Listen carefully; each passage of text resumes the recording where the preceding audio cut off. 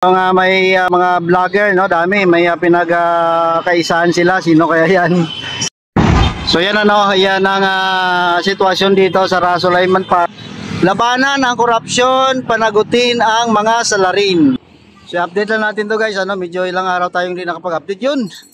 May kidlat. So dito tayo guys, malapit na sa Ra-Sulaiman Park ha. So dito kasi may rally na ongoing. So ito naman ang panawagan ay para sa korupsyon, ano? Kinukundina ang korupsyon na nangyari sa ating bansa. Ito guys, oh, dami. So marami, punta tayo. Tingnan natin kung ano ang sitwasyon, ano? Yan. Ang sitwasyon guys, oh. May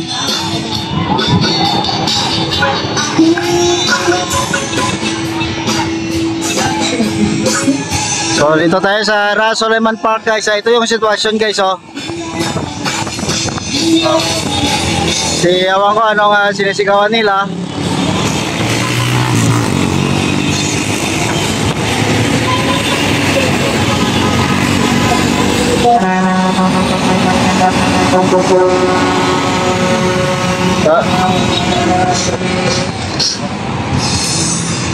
So yan ano, dami rin, no, marami rin ano ang may live band.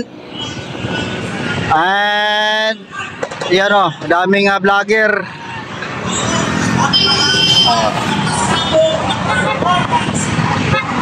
So abot yata to ng ano hanggang gabi siguro to ang kanilang programa. So ito ang ano ang sabi nila, no, labanan ang korupsyon, panagutin ang mga salarin. So about corruption din to guys, ang nangyari sa ating bansa, ano. So maraming tao dito. So dito yan guys sa may Manila Bay, yan ang canyon, ano. Galing pa yan sa Port Drum, no, kinuha nila yan tapos dito in-install, ano. Yan. Tapos ito yung napili nila na lugar, ang Ra-Sulaiman.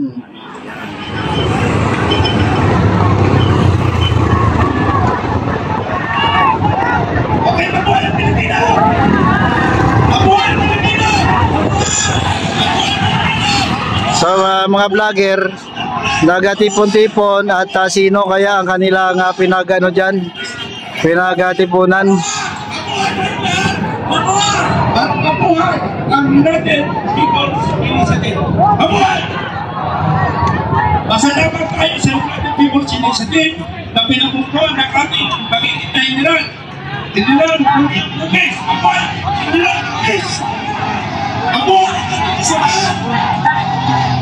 Sa mga kababayan, bakit natin ginagawa ito?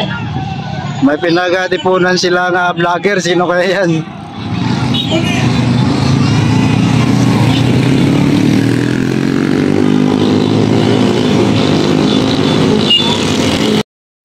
So yan ano, yan ang sitwasyon dito sa Ra-Sulaiman Park na ongoing ngayon ang rally, ano. Yung may mga vlogger, no, dami, may pinagkaisahan sila, sino kaya yan? At may nagsasalita sa stage, ano. Parang talagang nanggagalaiti sa galit itong mga to, no. Dapat chill lang, ano. So hindi ako nagkamali, baka may nakasali dyan na kontrapartido, so pinagkaisahan nila. So pag ganyan kasi guys, ano, pag medyo kontra ka, huwag ka na lang pumunta dyan, ano. Alam mo naman, you know, yung emosyon ay hindi maiwasan yan. So pag ganyan na may hindi kanila kagrupo, huwag ka na lang lumapit, ano. Yan lang yun. Kaya nyo sila mag-rally dyan. Total may rally naman para sa iyo.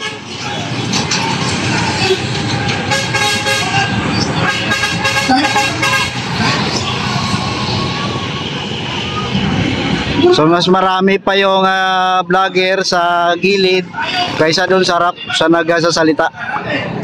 Yan guys, ang update dito. Salamat po. Mag-ingat po tayo at mabuhay po tayong lahat. Hayaan natin sila dyan mag-rally. Karapatan naman nila yan. Salamat guys. Ayun, ito na. Dito na tayo sa loob guys, oh.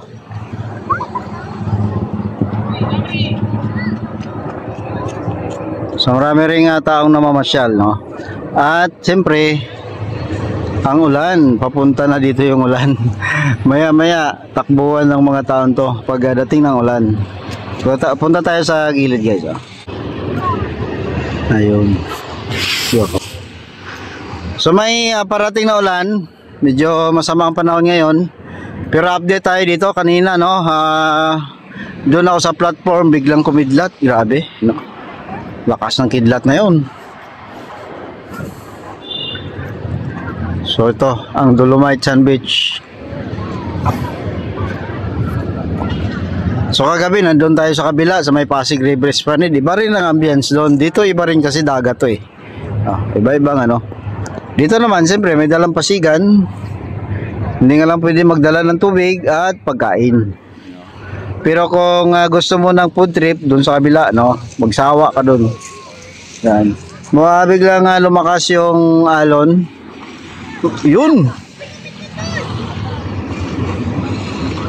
lakas ng kidlat. Delikado yan pag ganito, guys, na walang mataas na building. Ang kidlat at attract yan sa pinaka highest point na metal. Kaya yung mga building yan, guys, ano, kung nakita mo may lightning rod yan sa taas. Yan. Ang purpose niya kasi, siya ang mag-absorb ng kidlat at yung lightning rod niya nakakonekta yan sa lupa, para hindi masyado maapektuhan ang tatamaan niya. Napansin kasi natin medyo may kidlat, no? Malakas yung kidlat. Yan ang purpose, kaya delikado yan pag may payong ka na pointed at metal. Kaya kadalasan ngayon yung payong flat na siya, no? Yung pointed na payong, delikado yan. Pag ganitong pag ganitong sitwasyon, guys, na walang matataas na building o kahoy, no, delikado yan. Dati nga dito, guys, nung kasagsagan ng pagbukas nito, pag umulan, pinagbabawal nila yung payong na may pointing na metal sa taas. Kasi may nangyari dito yata na parang na-attract yung kidlat. At I don't know, no, sabi lang naman nila, wala naman akong video, pero may nagsabi, no, na nung during kidlat, parang siya na nag-attract sa kanya yung tawag dito, arc. Arc tawag niyan eh. Yan.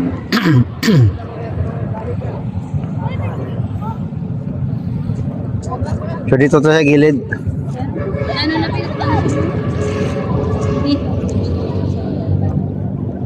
Yan. Yan ang volume ng tao na namasyal ngayon sa Dolomite Sand Beach. Ang oras ngayon ay alas 5, alas 6 na. Alas 6 kasi sasarado to. So habol lang ako kahit na 10 minutes lang na update. Dito. Yan. So far naman, wala nga basura. Sigurado kanina nakapagalinis na sila.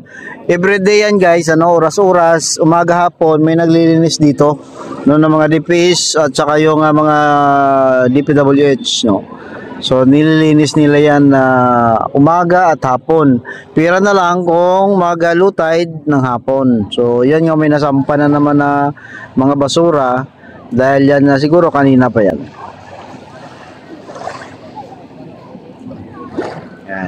So ang tubig, siyempre, no, medyo malinaw ngayon. Di tulad minsan, ganyan naman ang dagat, guys, malabo, malinaw, malabo, malinaw, So hindi constant. So dito naman tayo, yun, ang kidlat, ang lalakas ng kidlat at yung nakikita natin na parang cloud, yan po ay ulan na yan, Ibig sabihin yan sa portion na yan, siguro kung hindi ako magkamali, yan ay nasa Batangas na yata yan. Batangas ba yan? No? Yan ay umuulan na. So malakas yan. So tayo naman mag-update lang tayo, mga ilang minuto dito din, silong din tayo, no? So update lang natin ang mga kalagayan dito sa Manila Bay. Yan. So may parating na ulan. And syempre yung karagatan, kita yung mga barko at yung cruise ship, wala na dyan. Ano, nung nakaraan nandyan yung cruise ship. Ngayon wala na eh. So sa ngayon hindi pa rin na pwede itong liguan guys ha. Hindi walang approval na maligo dito kasi mataas pa ang volume ng coliform bacteria talaga, no? Hindi talaga siguro yan hindi talaga siguro maayos yan, ano, ganyan. Ayun. Ang lakas ng kidlat. Grabe, ang lakas.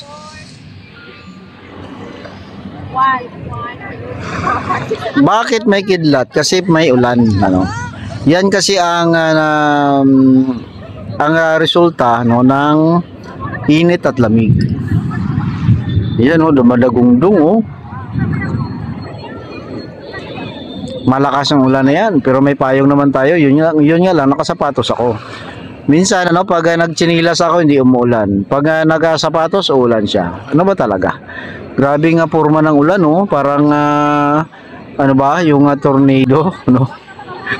Galing sa langit, oh. No, bumuhos yung ulan, tapos yung clouds niya, umiikot, o, di ba? So, yan. Yan ang update dito, guys, ano. Puntahan pa natin sa dulo, ano. Maglalakad tayo hanggang